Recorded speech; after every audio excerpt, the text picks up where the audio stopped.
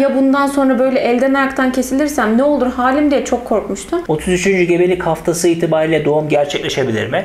Evet, gerçekleşebilir. Beni asıl korkutan konu kesinlikle bu oldu. Hatta aslında haftanın konusu bile diyebilirim. Merhaba sevgili dostlar. 33. gebelik haftamıza hoş geldiniz. Merhabalar, hoş geldiniz. İnşallah 33 haftalık gebelik maceranız sağlıklı ve huzurlu geçmiştir. Hep dualarımdasınız. Bu süreçte birbirimize edeceğimiz dualara çok ihtiyacımız var. Beraber başladığımız bu güzel yolculuğu inşallah hayırlı, sağlıklı bir şekilde tamamlarız ve o cennet kokulu nimetlerimizi sağlıklı bir şekilde kucağımıza alırız. Bu yola dualarla başladık. Dualarla tamamlayacağız inşallah. Bu manada bizlerden dualarınızı eksik etmediğiniz için sizlere çok ama çok teşekkür ediyoruz. 33. gebelik haftasının önemli gelişmelerine geçecek olursak bu hafta bebeğimiz ortalama 1900-2000 gram diyebiliriz. Boyu ise 43-44 santim civarlarında ve benzetmek gerekirse ananas boyutlarında diyebiliriz. 33 haftalık gebelik dönemine ait daha detaylı bilgilendirme videosuna ulaşmak için hemen sağ üst köşeden çıkan bildiriden o videoya da gidebilirsiniz. Bu video serimizde de sadece ben neler yaptım, neler yaşadım bunları konuşmuyoruz elbette. Elimizden geldiğince videoyu bilgisel anlamda dolduruyoruz. Umarım sizler için de faydalı oluyordur.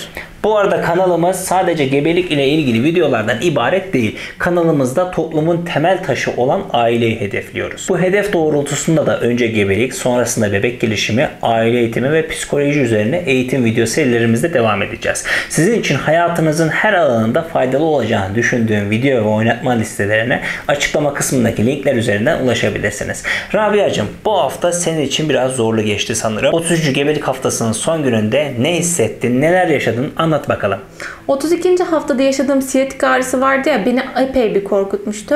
Hatta ya bundan sonra böyle elden ayaktan kesilirsem ne olur halim diye çok korkmuştum.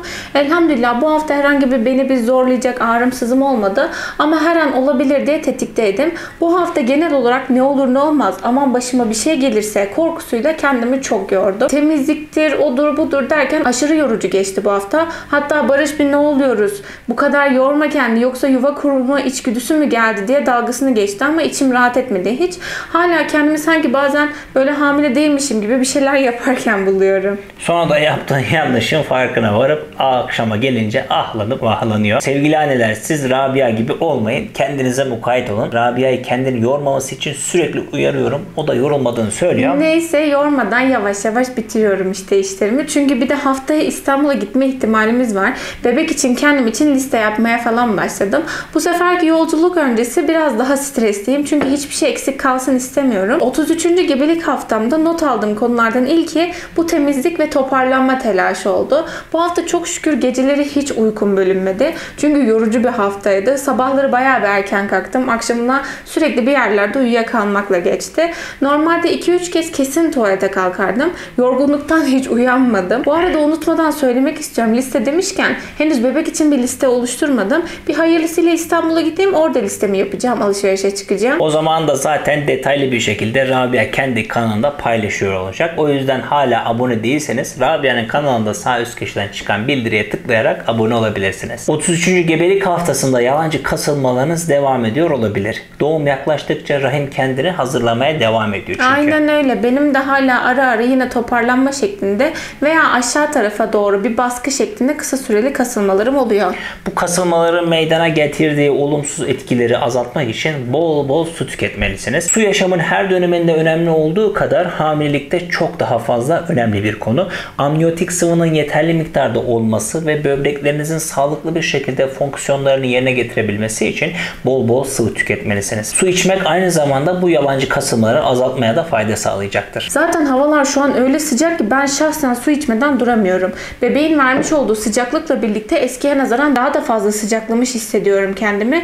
Bunaltıların önüne geçmek için ılık duş almak da rahatlatabiliyor.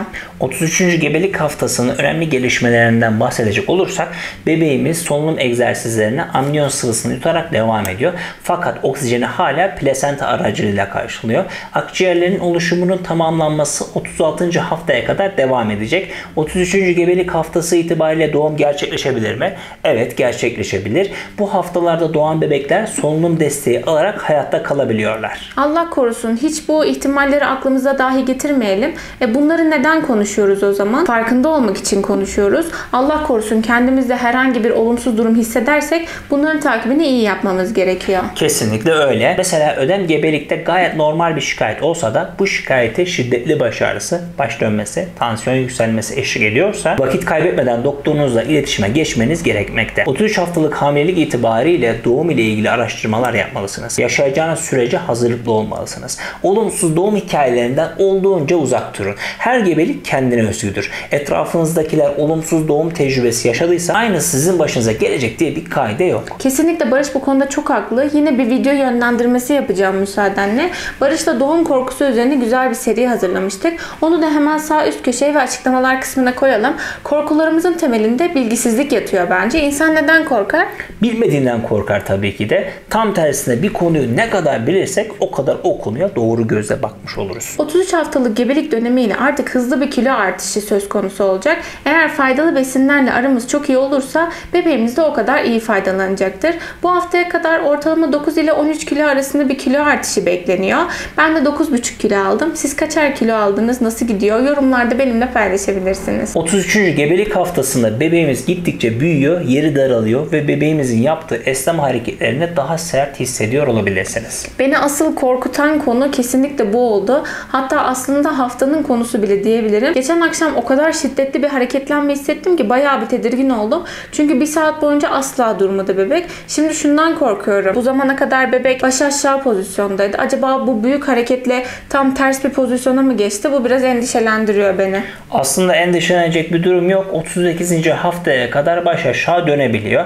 Ama bu ihtimal giderek azalsa da 38. haftaya kadar beklemenizde fayda var. Aynen, zaten bunun çok fazla örneği var. Mesela bazıları 35'te baş aşağı olup 2 hafta sonra tam tersine dönebiliyormuş. Son haftalarda tekrar baş aşağı dönüp normal doğum gerçekleşebiliyormuş. Normal doğum olsun çok istiyorum. O yüzden herhangi bir ters durum çıkmasından da korkuyorum. Siz sağlıklı olun. Normal doğum, sezaryen doğum hiç önemli değil. Yok efendim sezaryen sakın aklından geçirme. Yok şöyle yok böyle. Lütfen bu tarz söylemlere kulağınızı tıkayın. Hatta bu tarz olumsuz eleştiri yapacak olanlara tepkiniz bu konuyu sizinle konuşmak istemiyorum şeklinde olursa çok iyi olur. Çünkü en başta önemli olan sizin ve bebeğinizin sağlığıdır. Umarım bu tarz insanlarla yolunuz hiç kesişmez. Allah korusun. Son olarak haftaya hastaneden randevu aldım. Onu da söyleyip videoyu bitirmek istiyorum.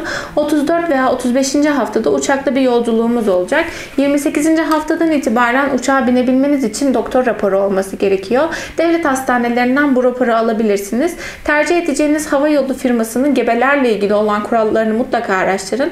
Çünkü bazı firmalar 35'e kadar, bazı firmalar 36'nın sonu şeklinde kısıtlama koyuyorlar. Aklınızda bulunsun. Hatta bazı firmalar 72 saat içerisinde doğum yapmayacaktır diye bir ibare istiyor. Bunu da aklınızda bulundurun. Bunlar dışında 33. haftamızda sular seller gibi geçti. Zamana ayak uyduramıyorum. Resmen hiçbir şeye yetişemiyormuş gibi hissediyorum. Sizlerde durum nasıl, cidden merak ediyorum. Sizler de benim gibi misiniz? Yorumlarda bekliyorum. Videoyu beğenmeyi, kanallarımıza abone olmayı ve videolardan anında haberdar olabilmek için bildirim zilini açmayı unutmayın. Bir de bizi anne adaylarını dualarınızı eksik etmeyin tabii. Haftaya görüşünceye dek kendinize çok çok çok iyi bakın. Allah'a emanetsiniz.